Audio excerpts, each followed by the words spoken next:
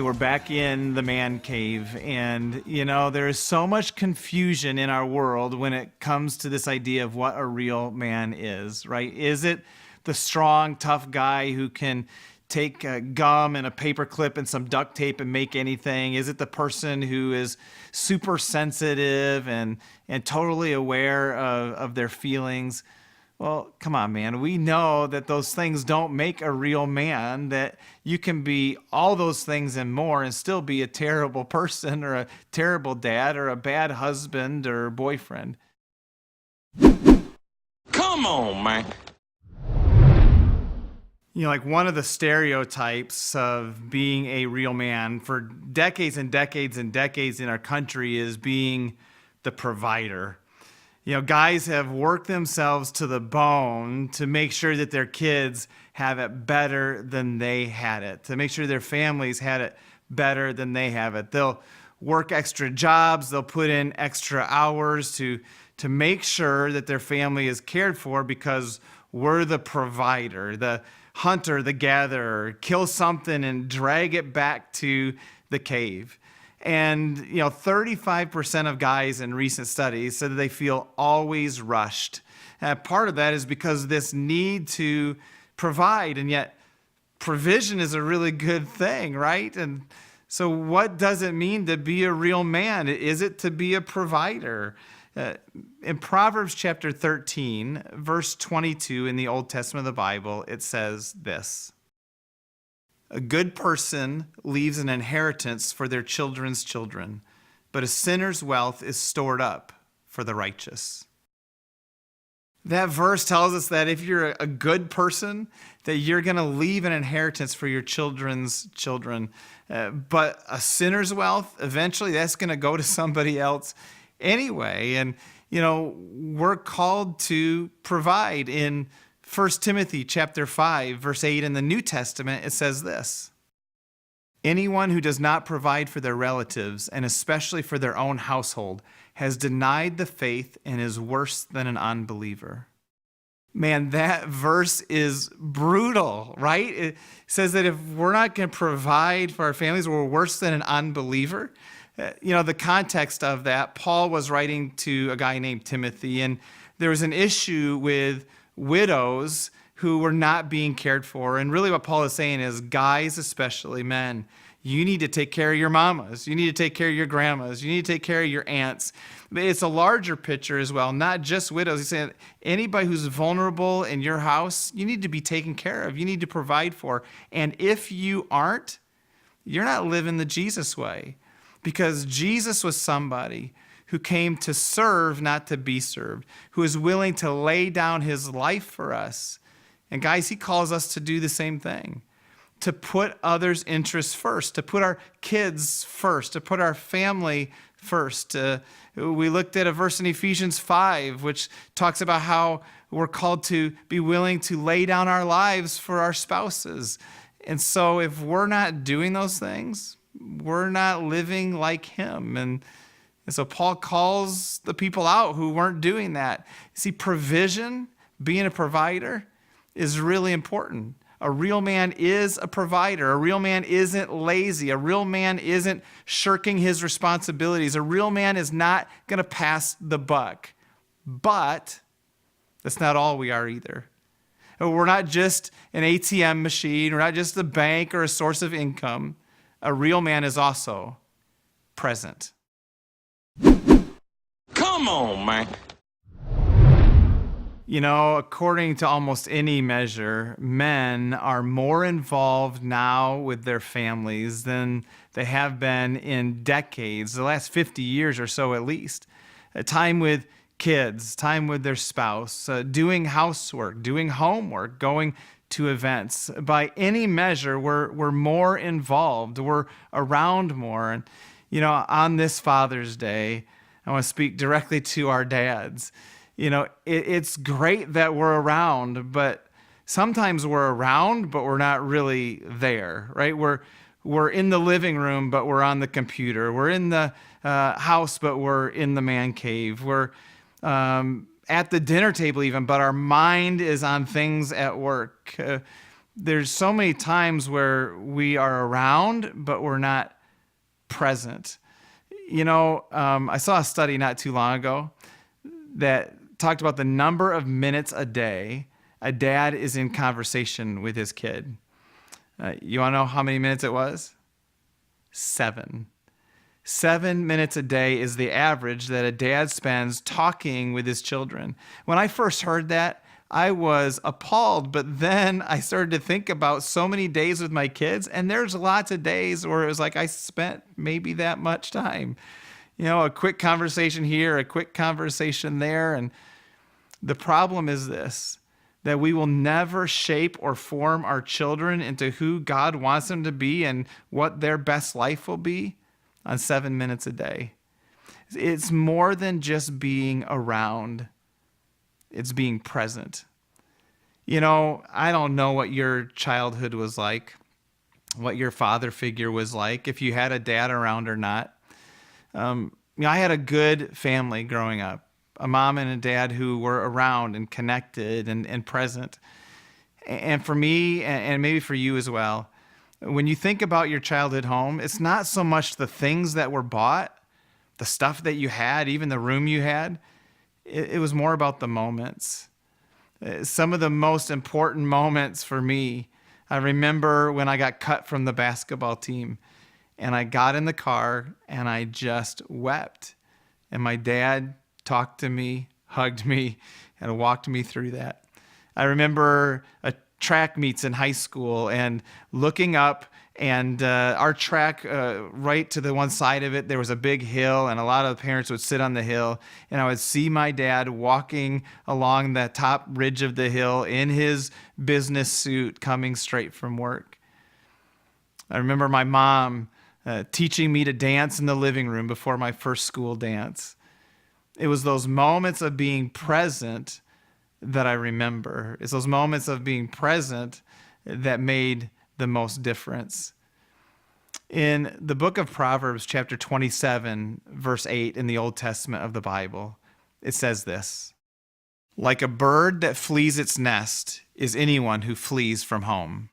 That verse is kind of interesting because, again, it's not bad to go golfing with the guys. It's not bad to go to a game, to go out to eat, to hang out in the man cave, to spend time out in the garage or in the yard or wherever it is that you go to get alone or take a little of the pressure off or just get some quiet time. None of that's bad. But if we use those times and those places to escape, then we're like that bird that leaves its nest, and we leave our children, we leave our family vulnerable to predators. We leave our family vulnerable to the things that can hurt them and to living a life that is not their best. And so we need to be present. And at the heart of a real man, and especially today, the heart of a dad, is the role that we have in helping our children become all that God has designed them to become. Because the truth is, any dad just wants the very best for their kids. They want their kids to experience all of their dreams and to experience their very best life. But to do that, to help them in that, we've got to be present. In February, we did a series called Fixer Upper at the Journey. And Matt used a key verse from Proverbs chapter 22, verse 6 that says this: "Train up a child in the way they should go, and when they're old, they will not depart from it." Well, what's the way they should go? I mean, every kid is different, and so we need to train them in a way that works with their bent and with their style. But the way that they should go is God's ways. It's following Jesus in his ways. That's the way that they should go. That's what will lead them to their best life. And so don't hand over the decision-making power to your children before it's time. We're called to point them in a specific direction, train them up in the way they should go. So we want to lead them in that direction. We want to guide them into that relationship with Jesus because that's where their best life will be found. And you cannot abdicate that. You can't pass that off to a church, to a school, to a youth group, to another parent. Dads, we've got to own it. Come on, man. I love sports. But sports is not just about the game day. I mean, that's where all the glory is, but it's in the training. It's in the practice. Sorry, Allen Iverson. It's in the practice. It's in those day-to-day, week in, week out workouts that make all the difference come game day. And, training takes time.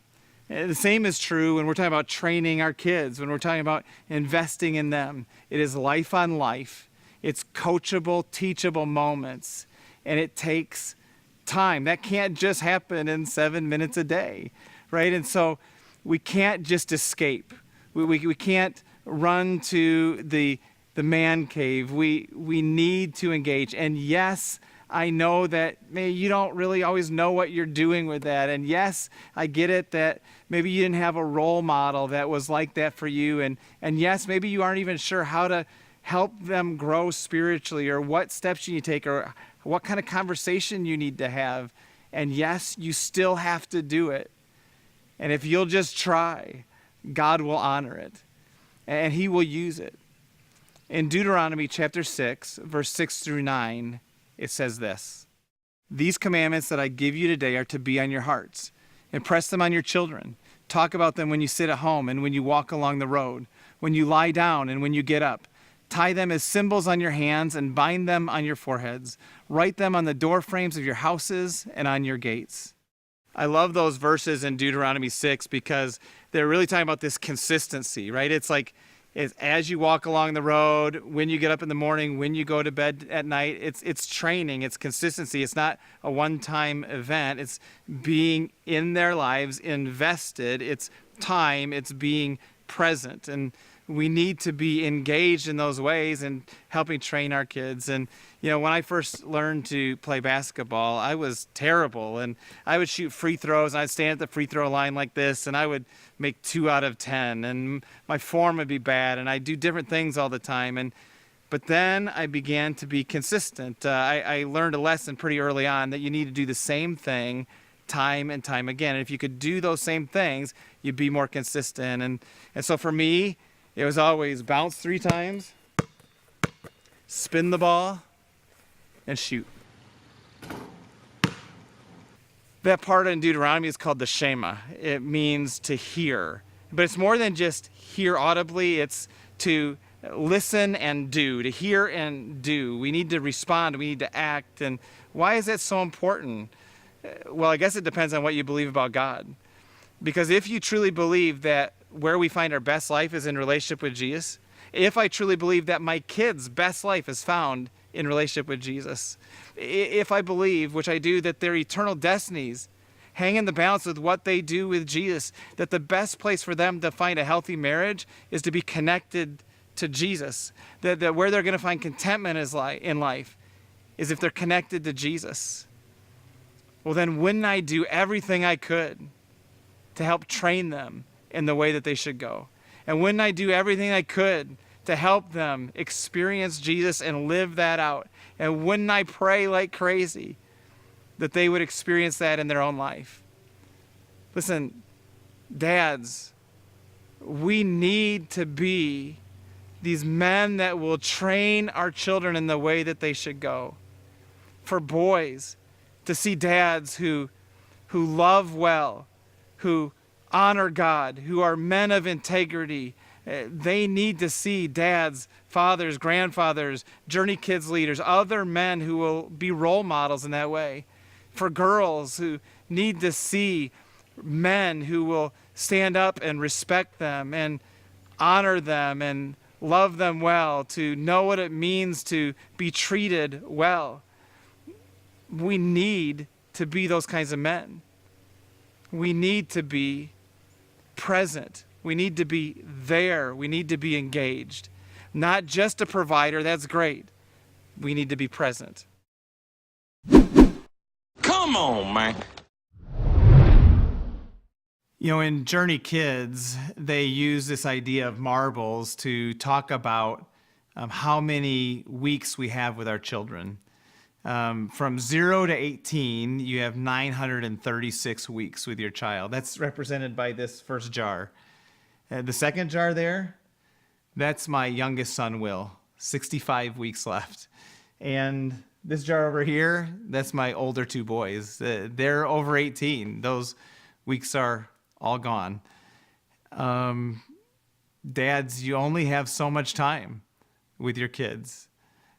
We are called to be a present provider. We're called to invest in the lives of our families.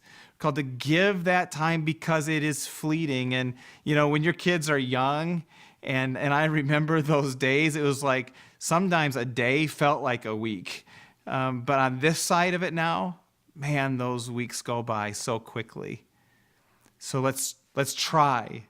Let's put our energies into this. Let's not just be a provider, but be a present provider. Let's train our children and our families in the way that they should go, so that they will walk with Jesus and experience their best life their whole life. Let's point them to Jesus and show them the way. Let's lead like we're called to lead. And guys, let's be the men that our families need. Let's step up to the plate. Let's not just escape to whatever it is that we escape to, the man cave or the fishing hole or wherever. Let's fight for the right things. Let's invest in the lives of our families. Let's be present, not just around. Let's be present in their lives, engaged more than 7 minutes a day. Let's engage in the lives of our families. Listen, you can change the course for your family. Don't push it down to the next generation. Be the one that your kids, your grandkids, your great-grandkids will look back to and say, they were the ones that changed the course for us. They're the ones that set up a godly heritage. They were present. They were there. They trained us in the way that we should go. And because of it, we're eternally grateful. We can be those kinds of fathers. We can be those kinds of dads. Let's do that together. Who's the man?